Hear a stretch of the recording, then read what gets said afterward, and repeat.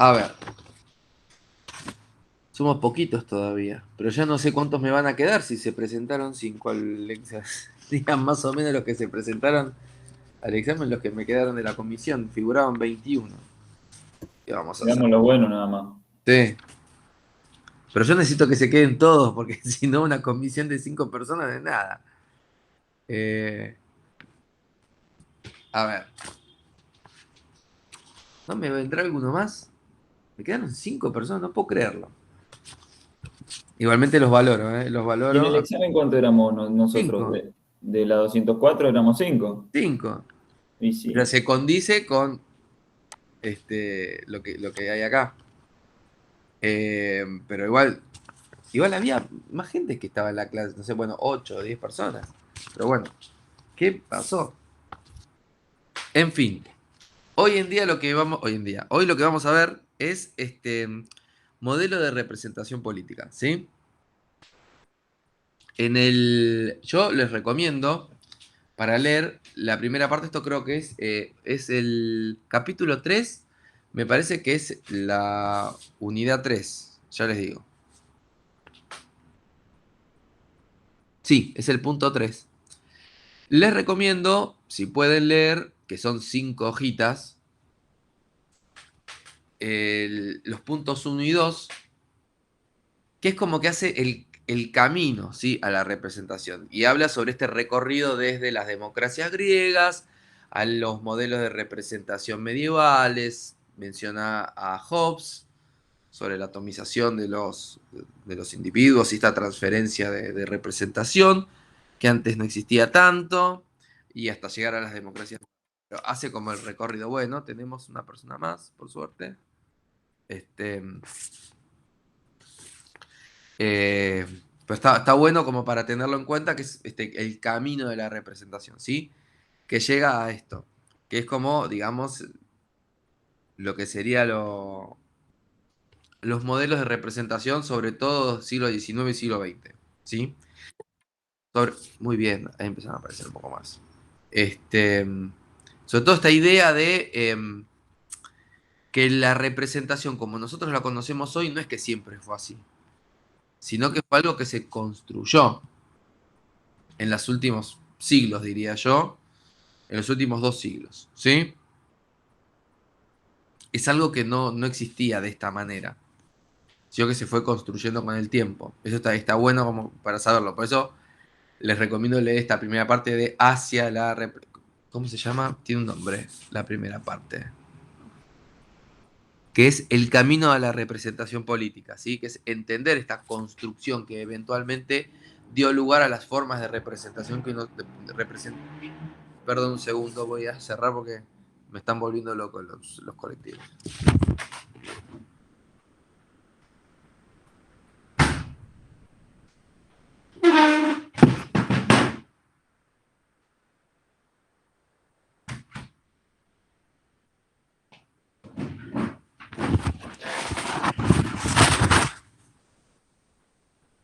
Listo, porque me estaban volviendo locos las motos y los colectivos. Entonces, bueno, hoy vamos a ver los modelos de representación política, ¿sí? Eh, para empezar, hay que irse un poquito para atrás, ¿sí? Porque digamos que los modelos que nosotros conocemos hoy en día empiezan a surgir con la modernidad, ¿sí?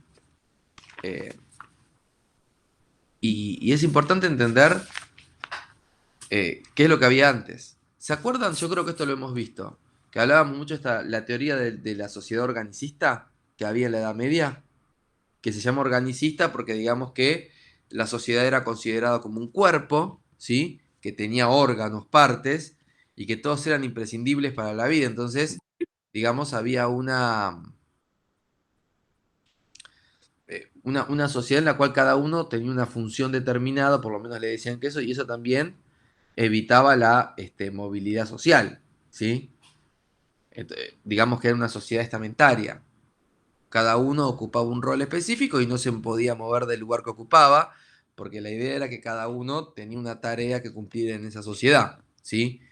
Y si naciste para ser pulmón, vas a morir siendo pulmón, así. todas las partes, pero digamos era la manera en la que se organizaba la sociedad. Bueno, en la modernidad, cuando salimos de la Edad Media, ¿sí? Se empieza a romper esta idea de la sociedad estamental, ¿sí? Y el mundo occidental. Cuando hablo del mundo occidental, en este caso, ¿sí? Eh, Se empieza a fragmentar, ¿sí? Este tipo de sociedades. Pero esto no implica de que no siga habiendo maneras de articulación, porque ahí está digamos, por así decirlo, el chiste que sucede es que eh, se rompen, ¿sí? Este tipo de vínculos que existían. ¿Se acuerdan lo que era el sistema de vasallajes, que también lo habíamos hablado? Esta idea de que existen, por ejemplo, los siervos, las relaciones de vasallaje estaban ligadas, por ejemplo, los siervos que trabajaban la tierra del señor feudal. El señor feudal, a cambio de que le trabajen la tierra, les brindaba seguridad en un territorio, o sea, protección con sus ejércitos de otras personas que vinieran a saquearlo. A cambio, el señor feudal les daba, no sé, podés tener unos chanchitos, unos patos, unas tierras para que cultives, pero una parte importante me la tenés que dar a mí. Y al mismo tiempo, el señor feudal tenía una relación de lealtad con el monarca, ¿sí? ¿Se acuerdan de todo esto? Esos vínculos son los vínculos, las relaciones de vasallaje. La modernidad implica que se rompen estas relaciones de vasallaje, ¿sí? Cuando se sale de la Edad Media.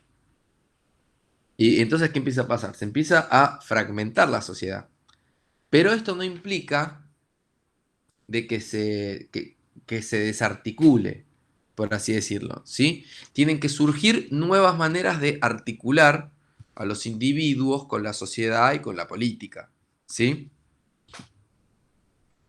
Esto no pasa de un día para el otro, así como no pasa de un día para el otro que se vaya desarmando la teoría organicista de la sociedad, tampoco pasa de un día para el otro que los individuos vayan reagrupándose y vinculándose de otra manera con las sociedades, ¿sí?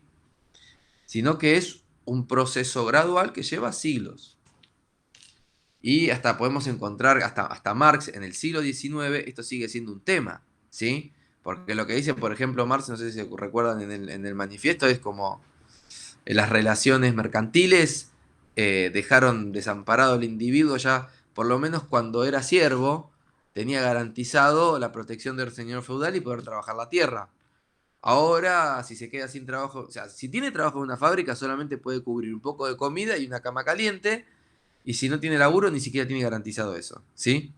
Lo que te está refiriendo es, en las sociedades estamentales, por lo menos tenía garantizado poder trabajar la tierra y poder tener algo para comer y tener un poco de seguridad, digamos. Cuando se rompieron estas relaciones, ni siquiera le quedó eso. Tampoco creo que sea algo bueno vivir en una sociedad estamental, pero digamos, la crítica que hacía Marx a mediados del siglo XIX era que era una sociedad de relaciones transaccionales tan fuertemente capitalistas que no tenían ningún tipo de protección hacia el proletariado, ¿sí? Y esto es un tema, porque eventualmente durante mucho tiempo hubo un periodo de desarticulación donde mucha gente quedó girando en el aire, por así decirlo, ¿sí? Hasta que se reorganizaron las sociedades. Entonces, tenemos esta idea de que hay una fragmentación, pero no una desarticulación, ¿sí? También tenemos que tener en cuenta que existen eh, grupos prepolíticos, ¿sí? Que después vamos a verlo más cuando se integran en lo que son las sociedades de masa. Pero en esta primera instancia tenemos que entender que la fragmentación no implica una desarticulación. A medida que van agrupándose las personas en diferentes sectores, se empiezan a articular con las sociedades, ¿sí? Empiezan a surgir los sectores ordenados políticamente, ¿sí? Pero bueno, lo que pasa es que la sociedad pasa de ser un grupo de todos para ser diferentes grupos que se articulan con por así decirlo, con la sociedad civil, ¿sí? Y con la política. Y la manera en la que se articulan va a ir cambiando a lo largo del tiempo. Piensen, por ejemplo, que los sindicatos, este, o sea, durante el siglo XIX no tienen representación política. O sea, básicamente se organizan entre ellos, debaten, están o sea, la primera internacional, la segunda internacional, pero, pero no hay una articulación con el Estado, sino hay una manera de establecer demandas por canales institucionales, ¿sí? Entonces, básicamente son lo que se llama, son grupos polarizados que lo que buscan es, se considera la disolución de la sociedad en su conjunto, ¿sí? Toda organización política que surgía estaba vista con, como si fuesen, es muy extremista decir grupos terroristas, pero lo que se pensaba en esa época es que estos grupos que tenían intereses muy marcados y propios iban en pos de la disolución de la sociedad en su conjunto, ¿sí? Lo que pasa es que tampoco tenían una manera de traducir sus demandas a través de canales institucionales. Entonces encontramos en las sociedades industriales que hay diferentes agentes sociales, ¿sí? Que se convierten en clases, y existen intereses propios de cada uno de estos sectores frente a la coyuntura que surja, ¿sí? Entonces, una cosa que surge, sí, en estas sociedades industriales, nos habla Juan Manuel en el manual de que existen, sí, es importante para que empezar a construir esta idea de representación, tiene que haber dos condiciones que son necesarias, ¿sí? Esto es muy importante. Tienen que existir gobiernos representativos y sociedades representables, ¿sí? Tiene que haber gobiernos que tengan las herramientas institucionales para empezar a representar, ¿sí? Y además tienen que existir sociedades que estén organizadas de una manera que tengan la capacidad de ser representadas, ¿sí? En esta primera etapa lo que encontramos son grupos más o menos difusos, ¿sí? Con funciones dotadas de intereses.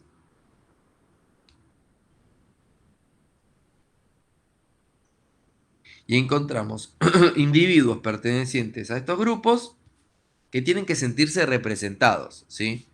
Esto es todo un juego que, digamos, tiene que empezar a ser condiciones dadas para que empiece este juego de la representación política, ¿sí? Entonces recuerden, en las sociedades industriales tienen que empezar, las sociedades que surgen en el siglo XIX, tienen que ver las condiciones, tienen que estar, para que se dé la idea de la representación, tiene que haber dos condiciones.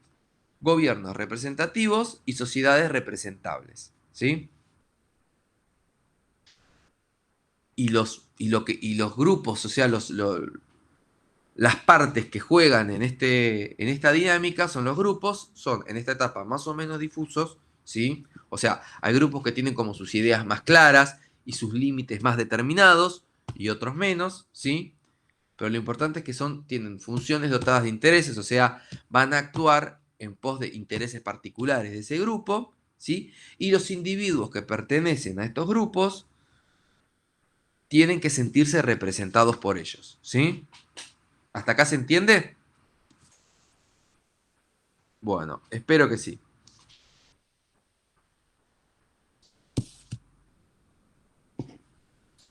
A ver, esto es como, digamos, lo primero que nos vamos a encontrar con respecto a esto. Después, en el manual nos indican esta idea que yo ya les había dicho de que los partidos políticos eran considerados una aberración, cuando se pensaron las democracias modernas, ¿sí? Sobre todo en el siglo XIX, qué sé yo, no sé si a alguno le pareciera interesante o lo leerá en otra materia. Digamos, las primeras democracias fueron un gran experimento social cuando aparecieron, ¿sí? A principios del siglo XIX. Alexis de Tocqueville, que era un estudioso sobre el tema francés, se fue a Estados Unidos para estudiar cómo funcionaban las primeras democracias, ¿sí? No me acuerdo cómo se llamaba el texto de Tocqueville, que se llama como La democracia en América o algo así. Era un experimento social enorme, ¿sí?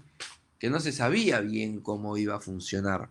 Pero cuando se pensó esta primera democracia, ¿sí? O estas primeras democracias, los partidos políticos eran considerados, entre comillas, lo que se llamaba un mal necesario.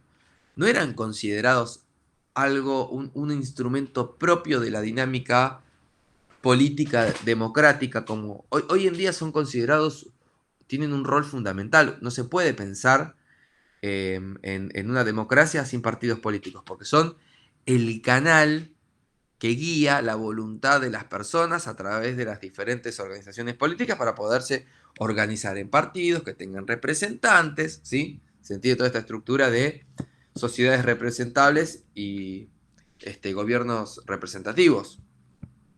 Bueno, en el siglo XIX no se pensaba así. Se pensaba que las personas podían ir por sí mismas, votar y que las personas se podían presentar por sí mismos y ser representantes del conjunto de la población, ¿sí? Y esto no, o sea, y se pensaron en los partidos políticos que eran organizaciones, o sea, que surgieron como organizaciones prepolíticas, en su momento fueron considerados como un mal necesario, entre comillas, ¿sí? Porque en un primer instancia era como, bueno, es una bicicleta que funciona con rueditas. Una vez que empiece a funcionar la democracia, podremos disolver los partidos políticos para que las personas se vinculen en este juego político de manera independiente. Y eso solamente que no pasó, sino que cada vez los partidos políticos fueron adquiriendo un rol cada vez más importante, ¿sí? En las sociedades occidentales. Y este tipo de representación fue mutando. ¿Por qué fue mutando? Porque justamente en una primera instancia, ahora vamos a ver que tenemos tres modelos de representación política. Eh, o sea, las sociedades fueron eh, ampliándose lo que es la base electoral, ¿sí? Porque la dinámica del siglo XIX impuso particularidades que no fueron, no pudieron sostenerse en el tiempo en el siglo XX, ¿sí? Por así decirlo. Entonces hoy en día conocemos esta idea de que los partidos políticos son una parte inherente, ¿sí? De la democracia o sea, y implican también una competencia, o sea, los partidos políticos compiten entre ellos, ¿sí? Esto lo vamos a ver más adelante con el sistema de partidos. Eh, pero es una característica importante, tiene que haber, hay otros sistemas que, esto se los adelanto, que hay un sistema de partidos y tenemos un sistema de partidos único, por ejemplo. ¿Compiten o no compiten? Por ejemplo, China es un sistema de partido único. Pero en general se considera de que es necesaria la competencia para que haya una sana dinámica de partidos políticos. ¿Sí? Entonces, lo primero que tenemos que entender es que estos partidos políticos, por así decirlo, modernos, ¿sí? Surgen como coaliciones intrapartidarias. Cuando empiezan las primeras democracias y empiezan los primeros representantes en los congresos, para empezar, en muchos casos los representantes no eran arancelados, ¿sí? O sea, no se pagaba, no tenían un sueldo como políticos, ¿sí? Y esto hacía que la dinámica fuese muy particular. ¿Por qué se les ocurre? ¿Qué pasaba si los cargos políticos no tenían un sueldo? ¿Quién podía acceder a los cargos políticos? Los que tenían plata o los que tenían un interés. Más allá te diría, o sea, interés tenían todos. Un interés económico, claramente, Sí, ¿no? efectivamente. Entonces, esta es una época donde la aristocracia o la oligarquía, o como quieran decirle, era la que tenía acceso a esos cargos. ¿Por qué? Justamente porque tenían los recursos económicos para la espalda económica para poder bancarse el ejercicio de esa profesión sin que fuese arancelado y, como bien menciona Sebastián, tuviesen un interés en ello, ¿sí? Entonces esta es la etapa que tenemos, el primer modelo de partido, que es el modelo de partido parlamentario, ¿sí? Que es un modelo de partido que se extiende de 1830, que es cuando más o menos empiezan a establecerse de manera regular, sobre todo la democracia de Estados Unidos, creo que ¿Puedes sí, repetir el nombre como dijo recién? modelo parlamentario. Y ahora vamos a ver por qué. Que es de 1830 a 1890.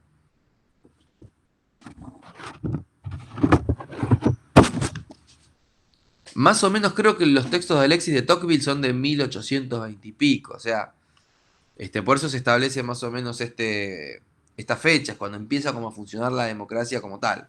¿Sí?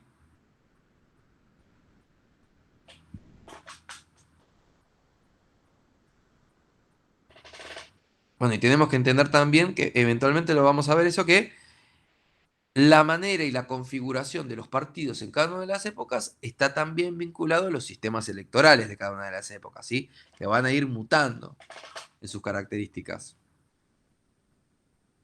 en muchos casos. O a veces se pueden adaptar en diferentes lugares, porque no todo es lo mismo. digamos. A lo que voy es que no son cosas independientes, sino que los partidos políticos van de la mano de los sistemas electorales, también se van a ir como adaptando, ¿sí? Y a las dinámicas de la época y del contexto. Entonces, tenemos este primer modelo que es de partidos parlamentarios, como bien mencionó Sebastián. Este es un modelo sobre todo de partidos de la aristocracia, de la oligarquía, como quieran mencionarla, ¿sí? Pero es el grupo social que modela la sociedad del siglo XIX, ¿sí? ¿Se acuerdan cuando vimos el modelo de la Argentina, el modelo de Estado? ¿Sí? En esta primera parte no se condice tanto porque es de 1890, 1930, pero un poquito se solapan ¿sí? esos modelos. Y acá encontramos, sí, las sociedades en 1830 empieza a surgir este modelo que, recuerden, tenían cargos que no eran arancelados, ¿sí? Y además tiene ciertas características específicas. ¿Por qué se llama modelo parlamentario? ¿A alguno se lo puede llegar a ocurrir por qué se llama modelo parlamentario? ¿O lo leyó? ¿Sabes? Bueno, entonces, se llama modelo parlamentario. A ver, creo que tenemos una persona. Sí, que quiere unirse. No, yo había dicho porque es manejado por el Parlamento. Sí, o sea, Mariel, hay una parte de eso. Pero, más de qué, o sea, ¿de qué manera pensás de que es manejado por el Parlamento?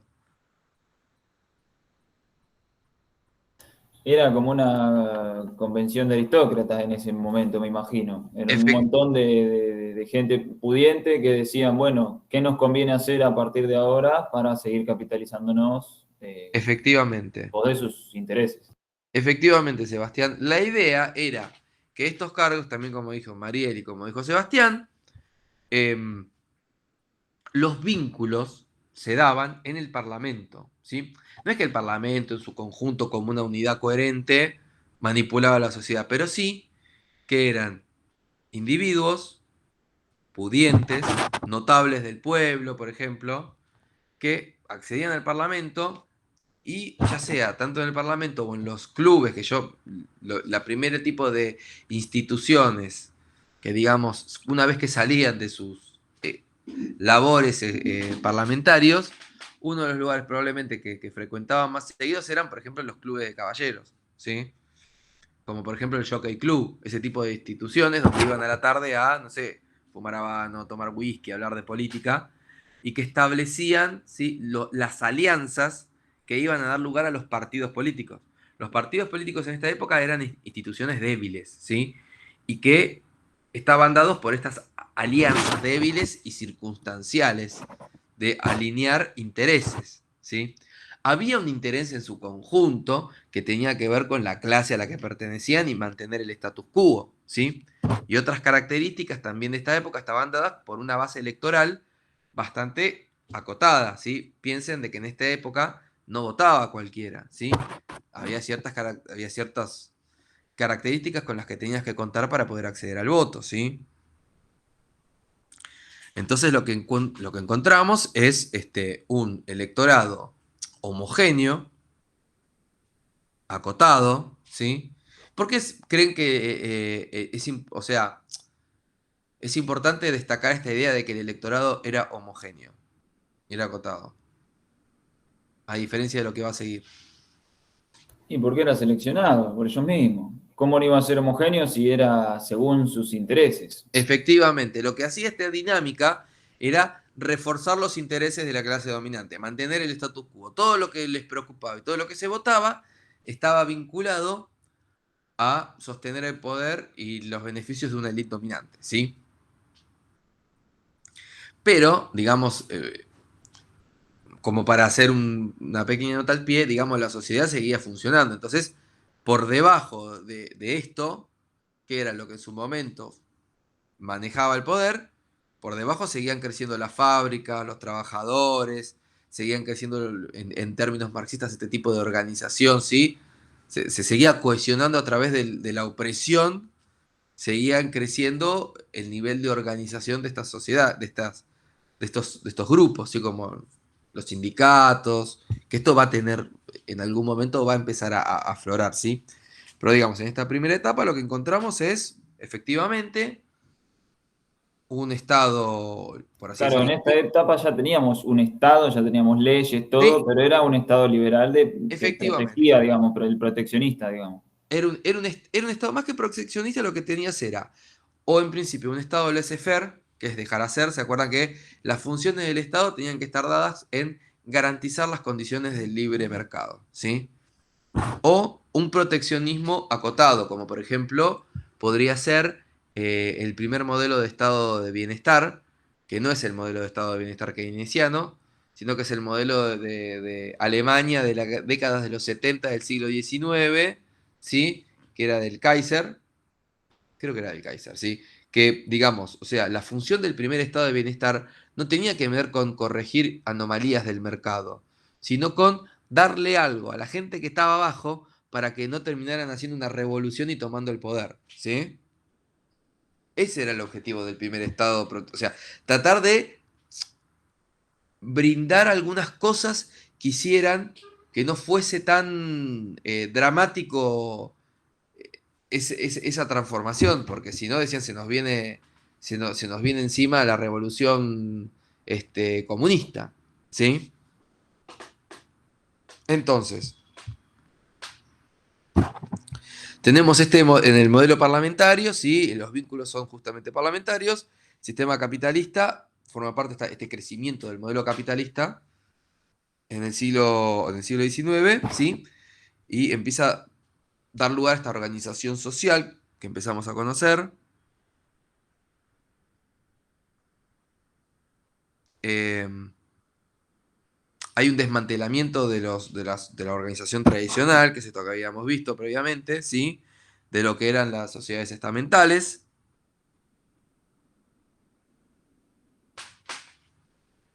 A ver qué me queda.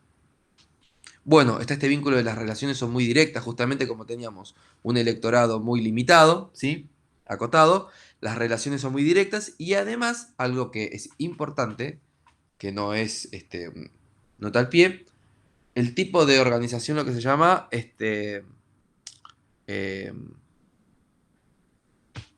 del sistema electoral y la distribución geográfica. Así que tiene que ver con cómo vamos a organizar los distritos.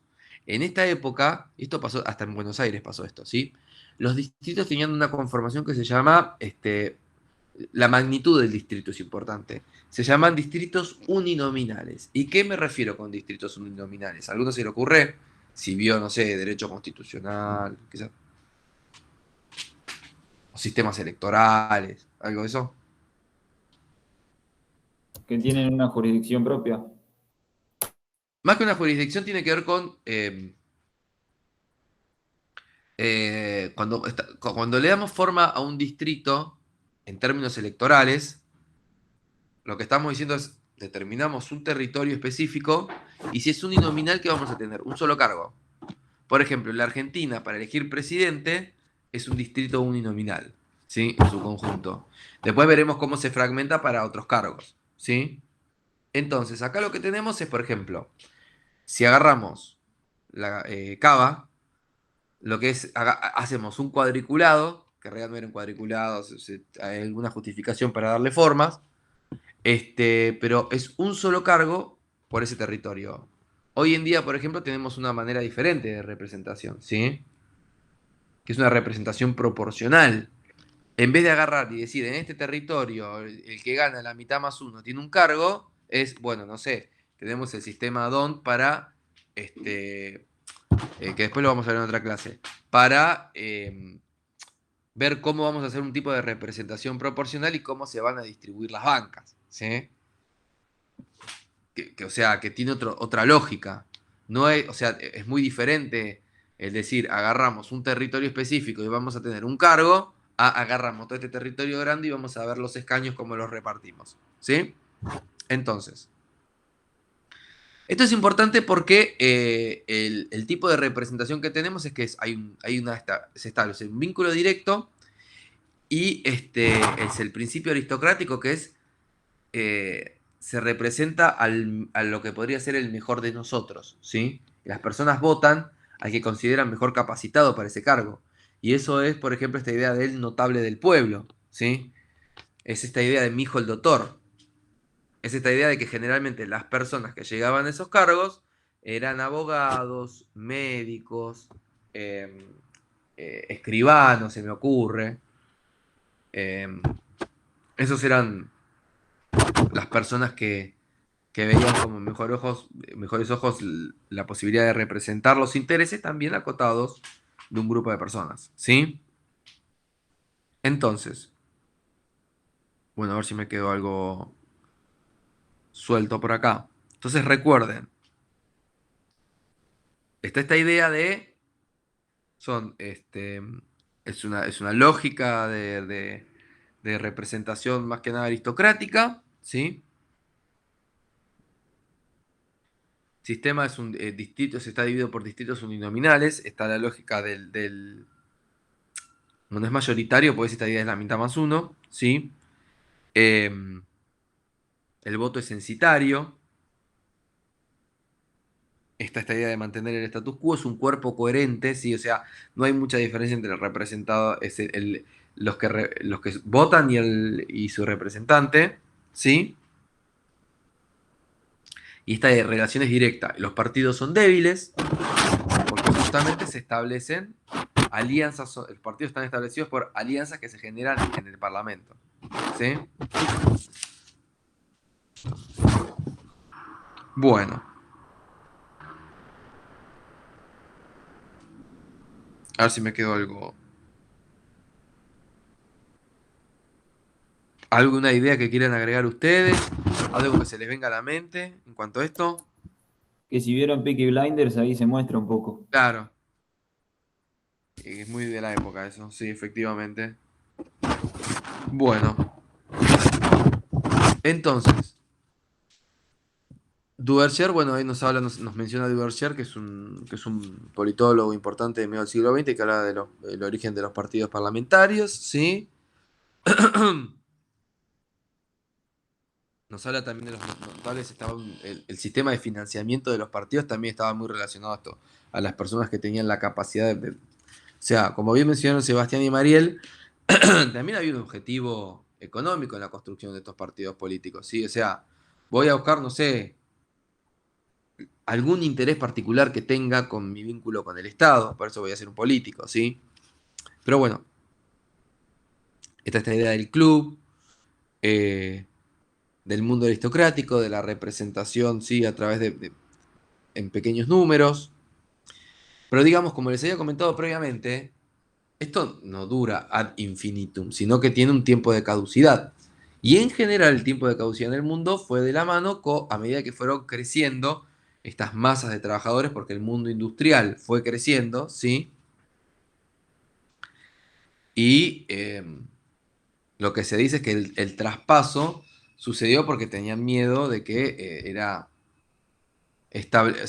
generar una articulación oficial entre el sector asalariado o que se les vengan encima y que tomaran el Estado, ¿sí? Entonces esta articulación, cada sociedad la generó a su manera, pero en general tuvo que ver con el acceso, sí, al voto universal, que tampoco era universal porque las mujeres no votaban en esta época, ¿sí? Después fue introducido el voto femenino.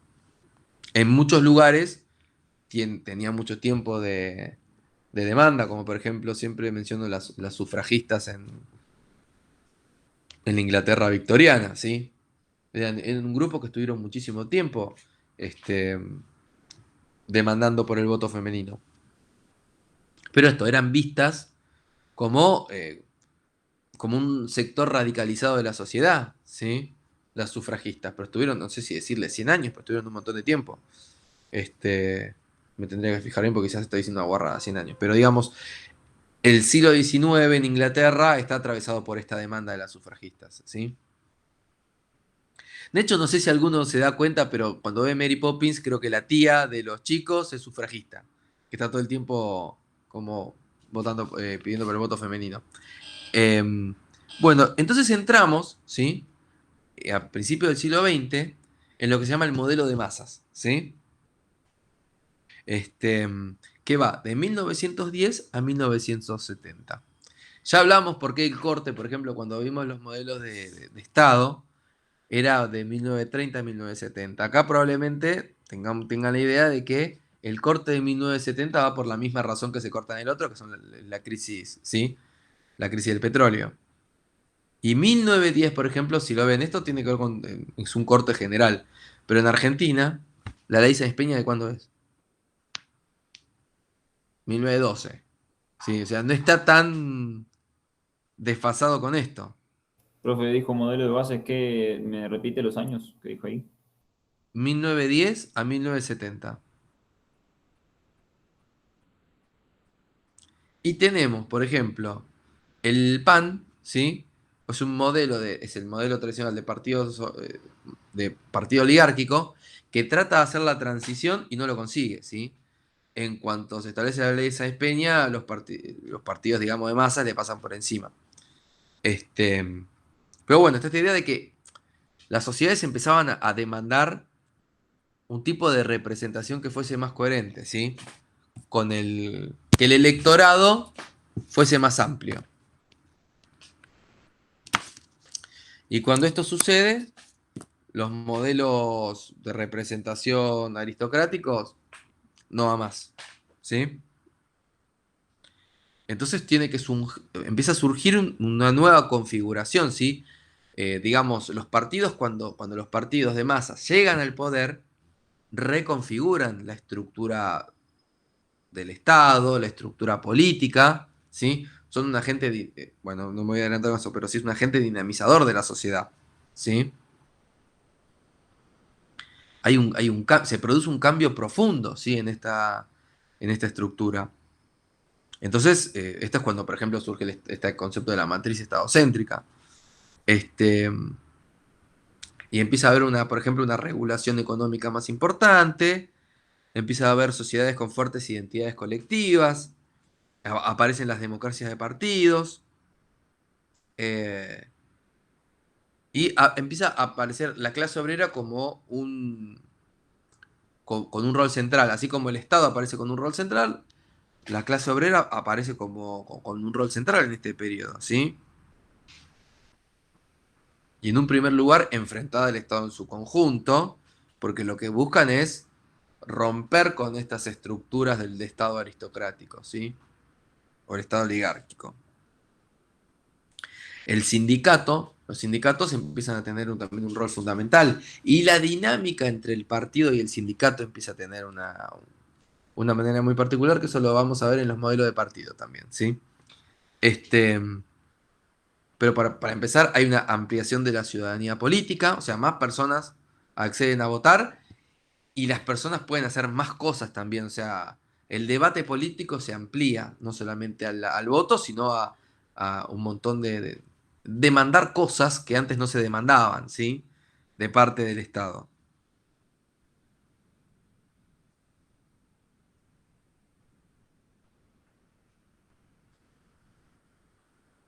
Y se empieza a buscar también esta lucha cuando se amplía la ciudadanía, es romper, sí, por esta lógica parlamentaria que les había comentado, y esto implicaba, bueno, romper con el criterio numérico, estaban con los criterios de exclusión, ¿sí? Hay que empezar a romper con estas prerrogativas que terminaban teniendo, sí, la clase dominante para mantener el status quo. El sufragio universal, por ejemplo. Y esto hace que los cuerpos electorales se vuelvan más amplios y heterogéneos. O sea, más gente puede votar y mientras se agregue más gente va a ser más diferente, ¿sí? Entonces encontramos eso. Pero fíjense que esta es la etapa también en la que surge el concepto del estado keynesiano, ¿sí? El estado de bienestar, como lo conocemos, el estado adquiere un rol fundamental, o sea, no es que simplemente el Partido Obrero llegó al estado y no hizo nada, sino que hubo una ampliación, fue el periodo donde surge una ampliación de derechos muy importante. También porque había muchas cosas que habían estado relegadas cuando tenías el Estado bajo el control del de estos partidos parlamentarios, ¿sí?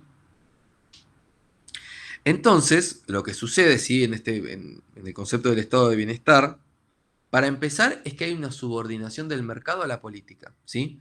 Mientras que el siglo XIX había sido un siglo del Estado liberal, O sea, el Estado como una estructura que tenía que garantizar la capacidad de las élites para comerciar y para construir, porque la realidad, que nos guste o no, digamos, las élites dominantes en esta época son las que construyen los cimientos de los estados que nosotros conocemos. También porque empieza a surgir el mercado mundial, entonces había que construir estados que tuviesen la capacidad de insertarse en el mundo capitalista y comerciar, ¿sí? Y dinamizan el mundo en pos de sus propios intereses, obviamente, pero bueno, le dan forma al mundo y bueno, el siglo XX es un siglo que cambia esto, ¿sí? Porque toda esta dinamización del siglo XIX, o sea, el motor que hace que eso funcione son los trabajadores, ¿sí? Claro, no es que eran buenos, o sea, lo hacían en pos de la necesidad que se les planteaba también, porque ellos Sí, querían seguir capitalizándose claro. y la gente se estaba muriendo y en un momento se iban a quedar sin mano de obra. Por eso se moderniza y se buscan más derechos, digamos, para que nosotros sigamos vivos, más que nada. Sí, pero además no tuvieron opción. La realidad es que el planteamiento surge, por ejemplo, con este concepto de estado de bienestar de fines del siglo XIX, era estas masas de trabajadores no están teniendo representación, mejor le damos representación, porque si no, vamos a terminar todos con la cabeza arriba de una estaca, ¿sí? Entonces, hay que empezar a darles válvulas de acceso al poder. Y pensaron que en un principio iba a ser simplemente que iban a tener representantes en el Congreso, y eventualmente los partidos de masa se llevaron puesto todo el sistema tradicional, ¿sí? Eh, pero era parte también de un crecimiento inherente de las sociedades modernas, ¿sí? Entonces, como les dije, una de las primeras cosas que tenemos que tener en cuenta que con esta matriz, la economía, el mercado se somete a la voluntad de la política, ¿sí? Hay una decisión política de regular el mercado, ¿sí? Sobre todo después de la crisis del 29. Recuerden, creo que esto lo habíamos mencionado, por ejemplo, en Estados Unidos, yo siempre lo menciono, que es lo que pasó los primeros años después de la crisis del 29. Hubo un presidente de Estados Unidos que se llamaba Hoover y que las personas se terminó armando una villa miseria en el Central Park. En el Central Park, para que tengan una idea, no es el Central Park como nosotros lo conocemos por películas hoy en día. Había ovejas en el Central Park, había osos en el Central Park. Sí, era una reserva ecológica gigante, como pulmón del desarrollo de una ciudad alrededor. Pero la gente iba a cazar osos y tenía a pastorear ovejas en el Central Park. Bueno, ya cuando se empezó a delimitar un poco más a principios del siglo XX, las primeras ideas que hubo cuando surgió la crisis del 29 fue, bueno, vamos a dejar que el mercado depure todas estas empresas que no funcionaban bien. Y la realidad es que las personas empezaron a generar asentamientos. O sea, se construyó una villa miseria en el Central Park que se llamó Hooversville, ¿sí? Que creo que aparece. ¿Saben en qué película aparece? No sé si se acuerdan de esa película, creo que hace Russell Crowe, que se llama Cinderella Amanda, del tipo que es boxeador, que tiene las manos rotas de cargar cosas en el puerto, que es una historia verídica. Braddock, algo así, que es un boxeador que se convierte en campeón mundial de peso pesado, ¿sí? O sea, era un tipo que había sido boxeador, invierte la guita en las acciones, se cae, se vuelve pobre por la crisis del 29, bueno, tiene que alimentar a su familia y vuelve a hacerse boxeador, ¿sí? Y era un tipo grande, bueno, no importa, está buena la película. En esa película aparece Hooversville, porque él en un momento creo que va a buscar a la familia y la familia termina en ese asentamiento. Bueno, no importa, pero para tenerlo en cuenta. Ese fue el nivel de crisis que había, ¿sí? Entonces, bueno, el Estado tuvo que adquirir un rol central, ¿sí? Y las dos dimensiones en las que adquiere un rol central el Estado tiene que ver con la modernización y la integración. Esas eran las dos funciones fundamentales del Estado en este periodo de modelo de masas, ¿sí?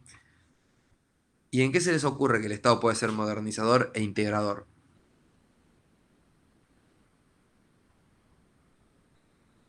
En la sociedad, en la política. Sí, en realidad, más allá de la política, o claramente había un rol modernizador en la política, Lo pero económico además también.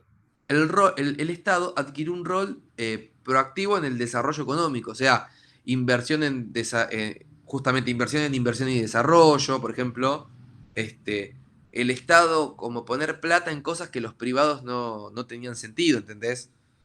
Como por ejemplo, a ver, vamos a enviar un hombre a la luna. ¿El privado encuentra algún tipo de beneficio económico en llevar un hombre a la luna? Probablemente no, pero un montón de beneficios derivados que se generaron para el sector privado de que el Estado invirtiese en Estados Unidos trillones de dólares en mandar un hombre a la luna, ¿sí? O en mandar un hombre al espacio. Pero es algo que el mercado por sí mismo no lo va a hacer. Recién ahora, Elon Musk está metiendo plata en mandar un hombre a la luna, ¿sí? El Estado se convirtió en un agente modernizador, en invertir para investigar y desarrollar cosas, ¿sí? Para desarrollar tecnologías, para Sí, pero cosechar Elon mejor. Musk es capitalista, igual, no tiene nada que Por ver eso, con eso. por eso O te, sea, por eso Elon Musk te quiere digo, vender algún lote o algo así. pero por eso te digo, no, sí, quieren minar o terraformar la de Marte, no importa. De alguna Pero, manera lo va a monetizar, o sea. pero lo que digo es, recién sucede ahora, ¿sí? Esto, en la década de los 50, Estados Unidos empezó a invertir en el desarrollo espacial, aeroespacial, ¿sí? Y la otra función tiene que ver con la integradora. Es el Estado tiene la obligación de integrar a esas personas que se habían quedado afuera de la dinámica, ¿sí? Es empezar a ampliar la base de las masas trabajadoras, ¿sí? Esto es, el Estado tiene la obligación de invertir en construir hospitales, en construir barrios, en construir calles, en construir diques, en construir todo aquello que implique la mejora de la calidad de vida de las personas, ¿sí? Y esto también va muy desarrollado del robustecimiento de la clase media, porque, por ejemplo, piénsenlo de esta manera. Vamos a construir el Hospital Central de Florencio Varela. Y en el área tiene que haber, porque no hay un área de oncología. Entonces necesitamos médicos oncólogos. Entonces formamos no solamente más médicos oncólogos, sino gente que tenga cargos gerenciales. No solamente que se dediquen a eso, sino que sepan cómo gestionar una unidad de oncología, ¿sí? Entonces empezás a generar no solamente profesionales de calidad, sino también una burocracia pública robusta, ¿sí? Que antes las personas no tenían acceso a esos cargos, ¿sí? Entonces, más o menos, hoy en día ya es un poco más limitada esa posibilidad, pero cuando se empieza a generar el acceso a la educación, por ejemplo, es, qué sé yo, si yo miro a mis abuelos, voy a encontrar que la mayoría, digo, no en muchas de nuestras familias, por lo menos yo que tengo 40 años o voy a cumplir 40 años dentro de poco, uno encuentra tercera generación de profesionales. De mis 4 abuelos, solamente uno era profesional, ¿sí? Y es un montón, porque y en otras generaciones uno será hijo de profesional y en otras generaciones serán primeros profesionales. Yo también doy clases justamente en la facultad de Florencio Varela y en general uno lo que encuentra es que son primera generación de profesionales, ¿sí? En un lugar como la UBA uno suele encontrar segunda o tercera generación de profesionales. Puede pasar de todo, porque la realidad es que los estudiantes es un mundo heterogéneo, ¿sí? Pero bueno, es más probable que se encuentre eso a que se encuentre generalmente primera generación. Pero cuando se abrió la educación, sobre todo cuando en las universidades públicas, uno lo que encontraba era que había primera generación de profesionales, ¿sí? Y que el cambio cualitativo de la vida era muy importante. Yo cuando pienso, qué sé yo, el sueño, los abuelos, bueno, no importa, los abuelos maternos eran verduleros, ¿sí? Y de golpe, la idea de que su hijo fuese contador, perdón, mis bisabuelos eran verduleros, mis otros abuelos también eran verduleros, pero que su hijo fuese contador era una cosa inconcebible. Ellos, qué sé yo, algunos venían de Italia, era inconcebible esta idea, ¿sí? Y, y en otros casos sí, que mis abuelos, que no sé, tenía también un abuelo ferretero, que mi viejo fuese profesional, que de golpe pudiese ser ingeniero, mi viejo es ingeniero, que fuese ingeniero y que era gente que o sea, no tenía plata, ¿sí? es una realidad, un cambio en cuanto a la realidad muy importante, ¿sí? También es verdad que depende de la facultad. Por ejemplo, mi viejo estudió en la UTN porque tenía horarios que le permitían trabajar, porque generalmente la ingeniería en la UBA es como demanda más tiempo, ¿sí? Entonces uno encuentra limitaciones por otro lado. Bueno, me acaba de caer el cartelito de que se va a terminar la reunión. Prefiero cortarla y que abramos el segundo link, ¿sí? ¿Les parece? Bárbaro. Ahora lo abrimos.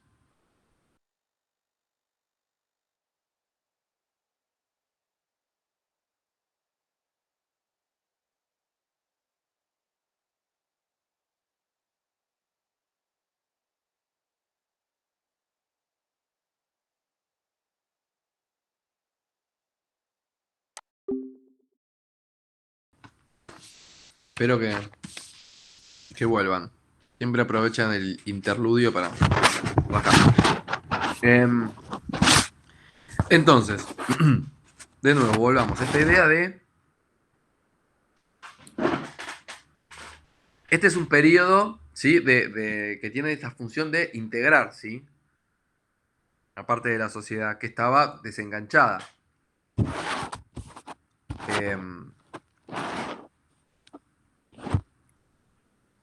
A ver. Encontramos, sí, esta idea de cuerpos electorales, habíamos quedado cuerpos electorales amplios y heterogéneos porque tenemos una mayor base. Las dos dimensiones de la modernización y la integración. Esta idea del Estado, como esto que les había comentado, generador de puestos de trabajo, inversión en desarrollo, en cosas que de otra manera no iban a suceder, ¿sí? Por así decirlo. Era una época, y no solamente acá en Argentina, digo, es algo que del resto del mundo, ¿sí? O por lo menos del mundo occidental. Y digamos, esto fue creciendo. Pues también todos los paradigmas tienen sus limitaciones, ¿sí? Y el paradigma de limitación con esta concepción, ¿sí? Del Estado fue la crisis del petróleo de los 70, como lo habíamos visto. Aunque en el libro Abel Medina menciona otras causales, que no es solamente esta, pero generalmente lo que se considera como la versión dominante y simplificada tiene que ver con esto. Hay un montón de otras cosas, ¿sí? Que podemos traer al respecto. Pero digamos, la inclusión de los partidos de masa trajeron de la mano este rol del Estado de ser de tener las funciones de modernizar y de integrar.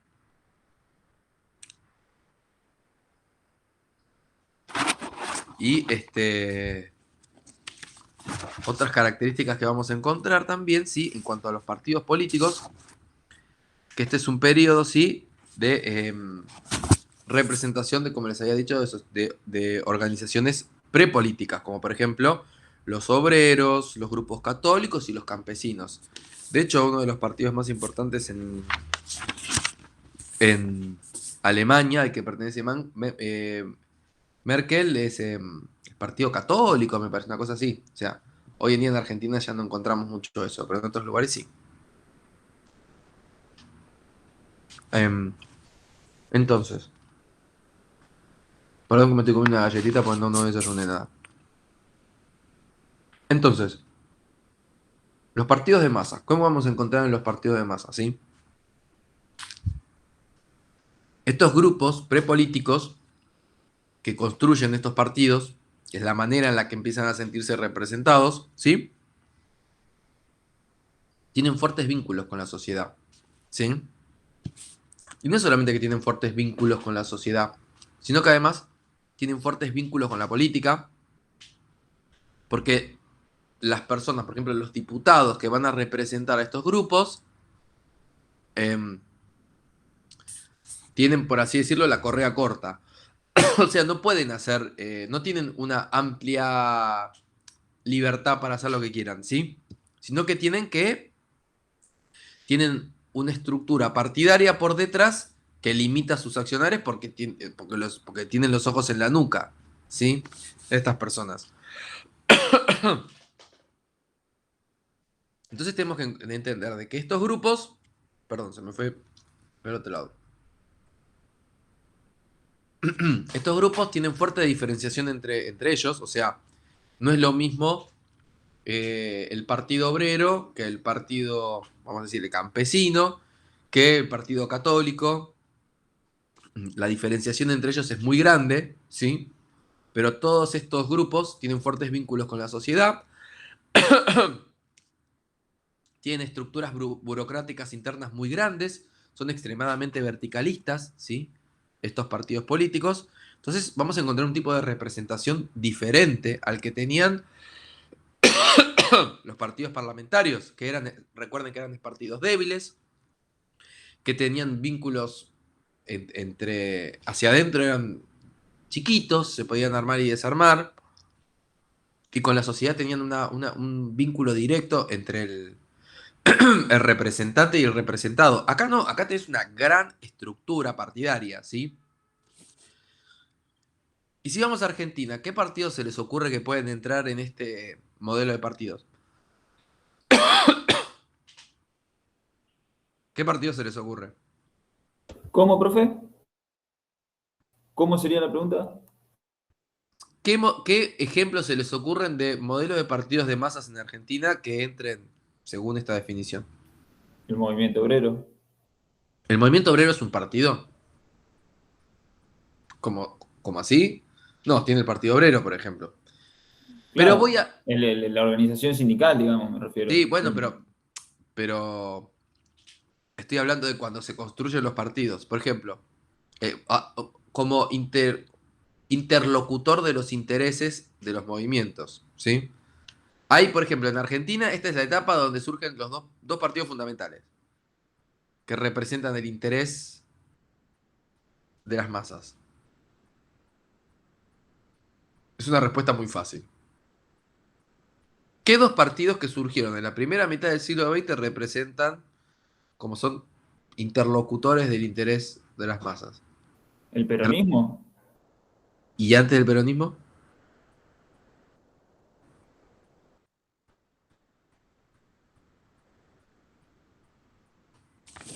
El radicalismo. Ah, El radicalismo es el primer partido de masas argentino. Lo que pasa es que prácticamente hay gente que dice que hablar de la juventud radical es un oxímoron. Porque oxímoron es un término que se contradice a sí mismo. No existe la juventud radical. claro, es que previo a eso es como que no había muchas cosas. ¿Era radical o qué? ¿Eras militar? No había, o fascista. Bueno, justamente, el partido radical surge, ¿sí? Como el primer verdadero partido de masas argentino. Lo que pasa es que después, la realidad, lo que fue pasando con el tiempo, hizo que el que adquiriera un rol más central fuese el peronismo, ¿sí? Pero igual el radicalismo, o sea, siguió teniendo un rol central. Recuerden que es el partido que, cuando vuelve la democracia, ¿sí? Y eso está, yo sé, en general por lo que vi ustedes son bastante jóvenes, pero yo tampoco lo viví eso, pero, por ejemplo, dicen que en el acto de cierre de campaña, que aparentemente iba a ganar el peronismo, y prendieron fuego un féretro. ¿Esto nunca lo escucharon esto? En el cierre del acto de campaña del peronismo, porque decían como, Sí, la quema vamos, del cajón de exactamente, Herminio Sergio. Iglesias, creo. Herminio Iglesias agarró, porque es tan sutil la conducción política argentina, agarraron un cajón, estaban creo en una cancha de fútbol, no me acuerdo en dónde, agarraron un féretro, le pusieron una bandera radical y lo prendieron fuego. Y recuerden que la sociedad argentina venía de muchos años de violencia política, ¿sí? Con el gobierno militar. Entonces fue un acto que la sociedad en su conjunto repudió tanto que perdieron las elecciones. Porque en realidad no se contemplaba la posibilidad de que ganara Alfonsín. Pero el repudio a la violencia política fue tan grande que al final Herminio Iglesias terminó cagando la primera presidencia de la vuelta de la democracia. ¿Sí? Están por ahí las imágenes, creo que están filmados y todo. Así de sutil es la dirigencia argentina. Eh, entonces, como ejemplo tenemos esto, los dos grandes partidos que aparecieron, ¿sí? En la primera mitad del siglo XX son el radicalismo y el peronismo, ¿sí? Obviamente que hasta la década del 50 el peronismo adquirió un rol mucho más central. Pero bueno, es importante entender que estos partidos tenían estructuras burocráticas muy grandes, demandaban de parte de sus integrantes, demandaban mucho más compromiso, mucho más responsabilidad, mucho más tiempo, ¿sí? Del tiempo que uno tenía disponible, si uno pertenecía a estas estructuras, uno le dedicaba mucho tiempo, ¿sí? Y además le dedicaba recursos, la gente aportaba mucha más plata. No sé si alguna vez vieron o presten atención, cuando uno ve las series o películas que suceden sobre algo de elecciones en Estados Unidos en la década del 60, 70, por ahí, y habla del comité del Partido Demócrata y ve unas estructuras burocráticas enormes de un montón de gente laburando que decís, esta gente, ¿qué onda? Bueno, o sea, porque los partidos eran mucho más grandes sí, en esa época. La realidad es esa, los partidos eran más grandes. Y hoy en día, algo que, por ejemplo, que quedó, tiene que ver con esta época, también hay abarcaban una parte importante a nivel territorial, ¿sí? Hoy en día encontramos, por ahí perdida yo, qué sé yo, por donde vivo tengo un par, lo que son las unidades básicas, por ejemplo, ¿sí? ¿Nunca vieron las unidades básicas? Estas pequeños locales, en general, cuando uno ve que son de vieja data, son, son locales propios, ¿sí? Que los partidos compraban, ¿sí? Compraban, invertían en bienes raíces y compraban locales, que hoy en día lo que pasa con los partidos nuevos que aparecen es que te lo alquilan, ¿sí? ¿Para qué lo van a comprar? Pero digamos, los partidos tradicionales que tienen el aparato, que todavía funciona como aparato político, bueno, es eso, es tener lugares para hacer plantar base, organizarse, debatir, hacer las pintadas en la calle, colgar los carteles. Todo eso implica una estructura grande, ¿sí? Que diría que a nivel nacional solamente 2 partidos lo tienen, acá en Argentina, ¿sí? Pero bueno, recuerden, eso es parte de toda esta estructura de afiliación, financiamiento, territorio, por así decirlo, las 3 patas fundamentales, ¿sí? Y esto de territorio también tenía que ver con los delegados, los comités, o sea, cómo se iban organizando, nos vamos a juntar. En la comisión anterior me contaba un señor que se acuerda mucho más de todo esto como era antes, y es que la idea ahora hay una crítica de que ya no hay un lugar físico donde juntarse y debatir al respecto, ¿sí? Que antes existían en estas unidades. Pero siguen existiendo igual estas unidades. Sí, en muchos casos existen, pero no hay tantos como antes, por Pasa ejemplo. que, claro, no son tan populares y son más, o sea, de concurrencia. O sea, va el que quiere y realmente Son está de muy nicho, interesado. son de nicho, o sea, la Sí. realidad es que son de nicho. Uno por una, no suele ser el lugar de afiliación, ¿sí? La unidad básica. Entonces, esto es importante entender que los partidos tienen este formato, ¿sí? En esta época. Y esta es la manera en la que interactúan con la sociedad. Son estructuras grandes, verticalistas, y que son, digamos, la fuerza por detrás. Por un lado, si miran hacia la política, es la fuerza que le mantiene la correa corta a los políticos que representan los intereses de esa clase. Y para el otro lado, son los que ejercen eh, el trabajo sobre el territorio, ¿sí? Piensen que es una época también que, qué sé yo, compraban imprentas, a veces compraban edificios, de hecho hay un montón invertían en bienes raíces, en cosas para hacer. Era importante, por ejemplo, que tuviesen una imprenta, porque claro, o sea, para no gastar más plata repartiendo cosas, o sea, tenían mucha plata para gastar en estas cosas, ¿sí? Este, también es una época donde podemos encontrar, a ver qué me quedó colgado de todo esto. Bueno, también había una relación con los partidos de confianza personal, había una relación transaccional, o sea, las personas también invertían mucho de parte de su tiempo, energía y dinero, porque del otro lado había una garantía, había un vínculo personal con los partidos de, si vos me votás, yo te garantizo que te voy a conseguir cosas a cambio, ¿sí? Te voy a agregar las conquistas sociales, ¿sí? Esta es una época donde había un montón de todo eso por conquistar. Eso obviamente se fue degradando con el tiempo. Si se acabaron los recursos, ya no hubo más conquistas, esto lo vamos a ver con el próximo modelo. Pero digamos, había un vínculo transaccional, o sea, yo te doy mi voto y vos me das a cambio derechos, ¿sí?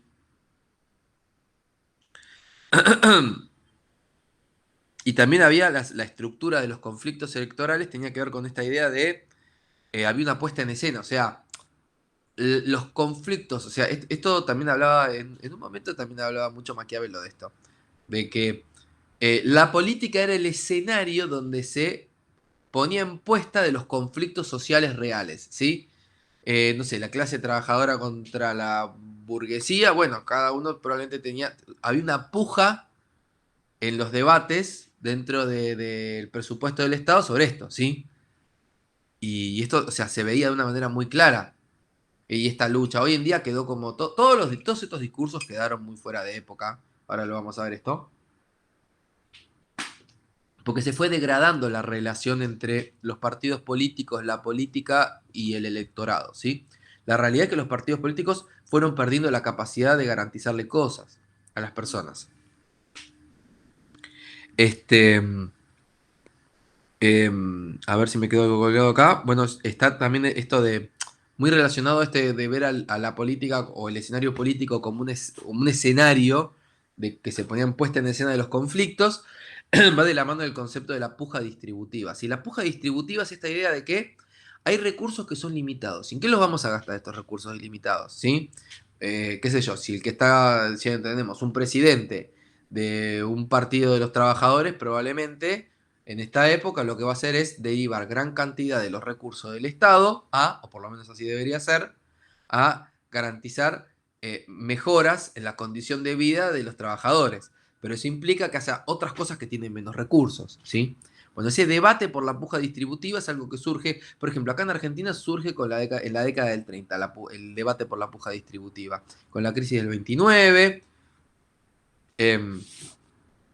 O sea, no duró mucho en términos democráticos, aunque fue y vino en esa época, pero fue un debate que se dio en esa época, la puja distributiva, que es ¿en qué voy a gastar la plata? Esto también tiene que ver con la teoría, seguramente lo escuchan, la teoría de la manta corta, ¿sí? Yo tengo una manta, tengo frío en las manos, o tengo frío en el pecho, levanto la manta y tengo frío en los pies. O sea, no puedo hacer las dos cosas, ¿sí? Hay una cantidad de recursos limitados y esto va a ser un juego de suma cero. El que gane por un lado va a perder otro por el otro, ¿sí? Es así. Eso tiene que ver con el juego de la puja distributiva, ¿sí? Pero bueno, está esta idea de que los electores elegían y compartían intereses, elegían propuestas y había una obediencia, ¿sí? Por parte de estos sectores cuando ganaban. Y bueno, pero digamos que todo este modelo, además todo esto implicó como fue la matriz estadocéntrica, bueno, hubo una inversión en cuanto a robustecer la burocracia estatal. Y cuando hablo de burocracia hablo no solamente de tipos en escritorio, sino hospitales, diferentes cosas. Bueno, todo eso hacia mediados de los 70 voló por los aires. Esto ya lo hemos hablado, muchas estructuras fueron privatizadas. Acá, por ejemplo, en Argentina, yo no sé si le comenté, ya no sé si usted, no, mi viejo elaboró la Comisión de Energía Atómica porque estuvo muy vinculado a lo que fue diseñó toda la parte de seguridad del reactor Atucha 2, que después le cambiaron el nombre a Néstor Kirchner.